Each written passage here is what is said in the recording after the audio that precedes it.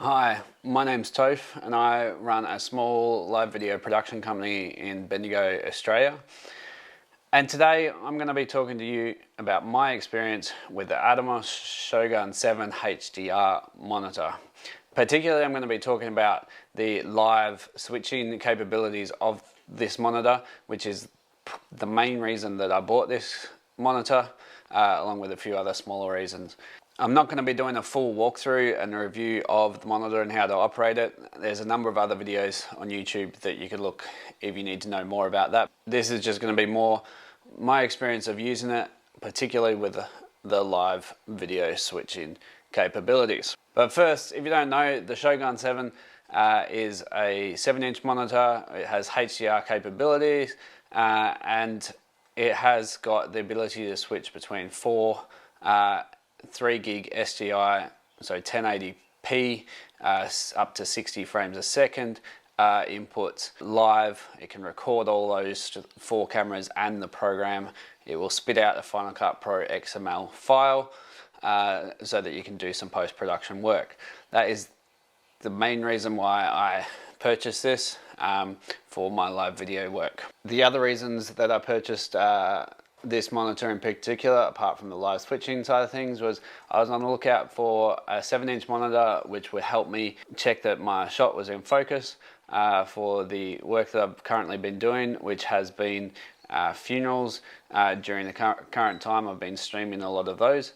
I was also looking on the lookout for a bright monitor, something that could be able to be easily seen outside, as I've been working outside a fair bit and I will continue to work outside in the future. This ticked a lot of boxes. It ticked those 2 things, and then when I saw or worked out its live switching capabilities, that ticked another box of mine, because at these funerals I generally take 1 camera.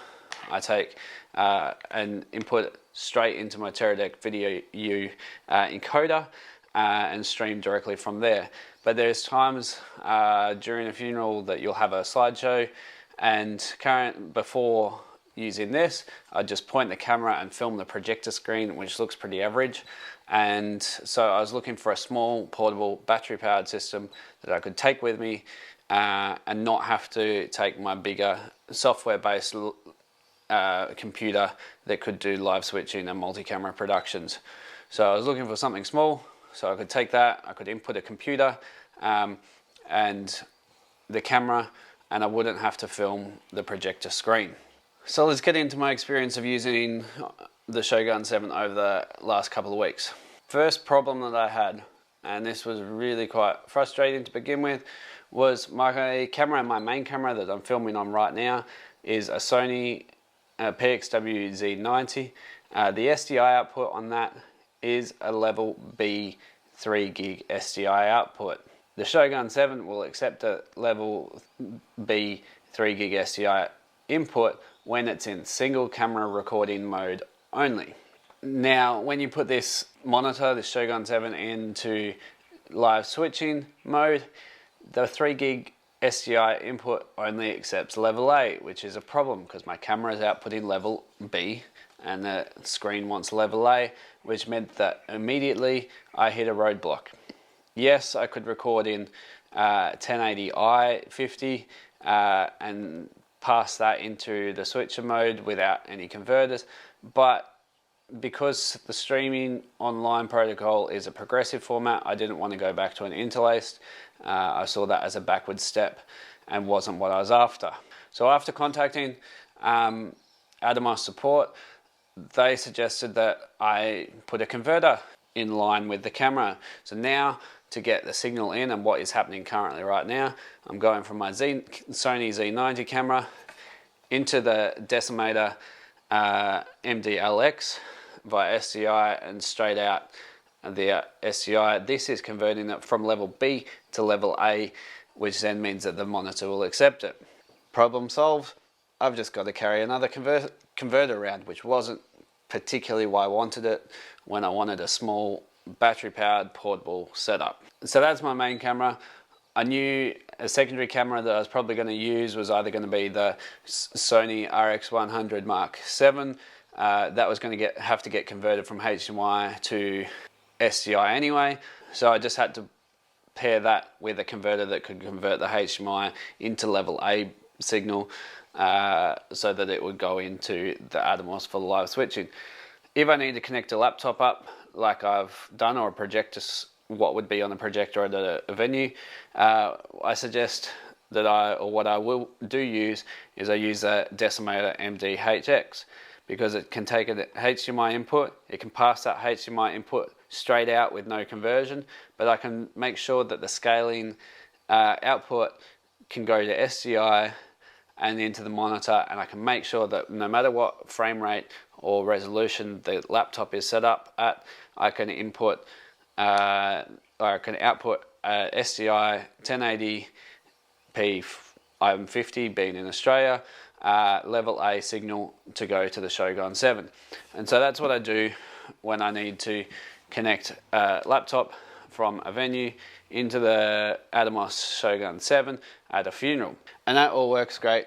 When I do it, yes, I've got to carry around a few more converters than I'd hoped, which is a downside, but it works, and I've got the live switching capabilities, which are pretty simple, by the way. If you don't know the live switching capabilities, all you need to do is tap on the screen. This is in 2-tap mode, so it will preview the signal, and then you can transition to it, and then you can preview and then transition to it there.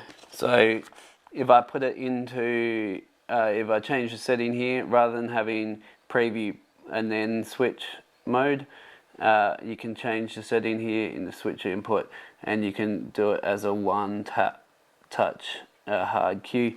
So all that means is I can select one input now, and then I can just select the next input, and that will go straight to program output. So it's pretty simple to use, very easy to switch between the two, great for a portable little setup. The second issue I've come across with the Shogun 7 has been to do with the recording. Usually at a funeral, I shoot in SDR, standard dynamic range, and record in standard dynamic range, I hope. Even though the settings have been correct in the Shogun to record SDR and output SDR, or well, to receive SDR and output SDR, the recording files have come up as hybrid log gamma HDR files in BT 2020. I think, I'm not sure, but I think this is to do with the converters not necessarily passing the right metadata through to the monitor. Then I have files, or I have ProRes files, which would be great to use, but their standard dynamic range input recorded in HDR, and they just don't look right. So I can't actually use, when I'm in multi-camera switching, I can't actually use the ProRes files at the moment when I'm shooting standard dynamic range. Currently, right now for this video, I've got the camera set at HDL, hybrid log gamma, and I'm recording in high dynamic range and producing the video out to standard dynamic range using Final Cut Pro. These two issues in particular have been slightly frustrating for me. I didn't find any information on the internet before I purchased it about the level A and level B SDI issue, and I would have thought that it would record, if you're inputting in standard dynamic range, it would record in standard dynamic range. I'm sure it'll get fixed in a later firmware update. I have been contacting Atomos support to see what they say about it. I'll update in the comments when I know a bit more about that. Some people out there might be saying, why did you pick the Shogun 7 over something like the Blackmagic ATEM Mini Pro? It's purely because it's got the ATEM Mini Pro has one HDMI output, which can either be used for an output of the program or one of the inputs, or a multi-view. So if you want a multi-view and the program output at the same time, I could not use the ATEM Mini Pro. And this is mainly limiting for me because I don't want the streaming functionality of an ATEM Mini, because I have my Teradek video encoder that I use for bonding the stream to get a better stream out. So that's been a quick look into the Shogun 7 HDR monitor, and a couple of issues that I've come across. I still like it. It's bright. It's a fairly easy portable monitor to take around. It has the live switching capabilities. It can be powered off batteries. It does what it says it does. It's just slightly inconvenient with the need for converters depending on your camera. I hope you enjoyed the video. If you did, subscribe and hit the thumbs up, and comment below if you've got any questions or want to know more.